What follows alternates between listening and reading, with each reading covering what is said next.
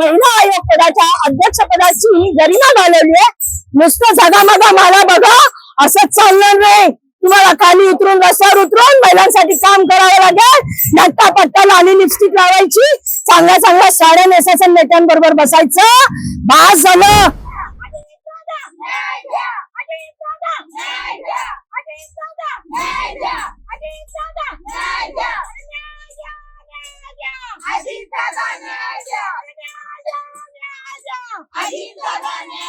राग, उद्वेग आणि एक असं रक्त सळसळत आहे की या बाईला मुलगी नाहीये म्हणून ही अशी आहे का?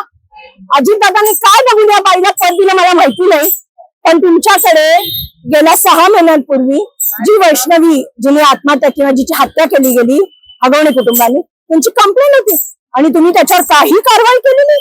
एवढा बेशरमपणा. आज त्यांच्यावर कारवाई झाली असती हगवणे कुटुंबावर तर आज वैष्णवीचा बळी गेला नसता. आता वैष्णवीची हत्या झाली, आत्महत्या आता पोलीस बघतील, पण या बाई नंतर 8 दिवसांनी जागा झाल्या, त्यांच्या घरी गेल्या. आणि जेव्हा आम्ही विरोध करतोय, आम्ही तक्रारी करतोय, महिला काही करत नाहीये, तर तक्रार करणाऱ्या जनतेला ती चिल्लर म्हणते. ती चिल्लर बाई आहे. आम्हाला चिल्लर म्हणणारी, जनतेला चिल्लर म्हणणारी, पुण्यातल्या महिलांना, महाराष्ट्रातल्या महिलांना चिल्लर म्हणणारी बाई स्वतः चिल्लर आहे. तेव्हा अजितदादांनी ताबडतोब हिचा राजीनामा द्यावा. महिला आयोग पदाच्या अध्यक्षपदाची गरिमा घालवली आहे. नुसतं झगामगा मला बघा असंच चालणार नाही. तुम्हाला खाली उतरून रस्त्यावर उतरून महिलांसाठी काम करावं लागेल. नट्टा पट्टा लाली लिपस्टिक लावायची, चांगल्या चांगल्या साड्या नेसायचं, नेत्यांबरोबर बसायचं. बास झालं. महिलांवर अत्याचार, बलात्कार, सामूहिक बलात्कार, छेडाछेडी, लहान मुलींवर बलात्कार. त्यांच्या आयोगाच्या कार्यकर्त्यांनी तिकडे आंदोलन तुमच्या विरोधात केलं होतं. काय नेमकी महिला आयोगाचे कार्यकर्ते असतात का? रुपाली चाकणकरच्या कार्यकर्ते त्यांनी तर आम्हाला इथं वातावरण बिघडवण्यासाठी 4 गाड्या भरून पोरं पाठवली होती. ती 4 गाड्या भरून पोरं त्यातली काही ओळखीची निघाली.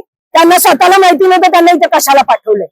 म्हणजे तुम्ही एवढ्या घाबरलात आमच्या आंदोलनाला? आमच्या किती 10-15 जणी आहे बहिणी, त्यांनीच पाठवलं असणार. माहिती घ्या ना, PI साहेबांना विचारा. आम्हाला जेव्हा कालपासून टाइम दिल्यानंतर त्याच टायमाला ही पोरं इथं कशी आली आणि कोणती ती पोरं ओळखीची पण नव्हती त्यातली. मग ही पोरं आली कुठनं? घाबरलात का काही आमच्या आंदोलनाला? आणि तिथे तुम्ही पोरं पाठवतात, बायका तरी पाठवायच्या. एवढी भेकड बाई. त्यांच्या समर्थनार्थ आज बालगंधर्वला देखील त्यांना इकडनं बालगंधर्वला हकललं. ते इथेच आले होते सगळे 4 गाड्या भरून. त्यांना पोलिसांनी इथनं बालगंधर्वला हकललं. कारण का मी फोन केला की आमच्याकडे परवानगी आहे, पत्र आहे, तर हे कसे आले इथे? ते तर 10 वाजल्यापासून पोरं येऊन बसली होती गाड्या घेऊन. म्हणजे पुरुषांना तुम्ही पाठवता आमच्या महिलांच्या अंगावर. हे समर्थनार्थ आहे तुमच्या? सगळ्या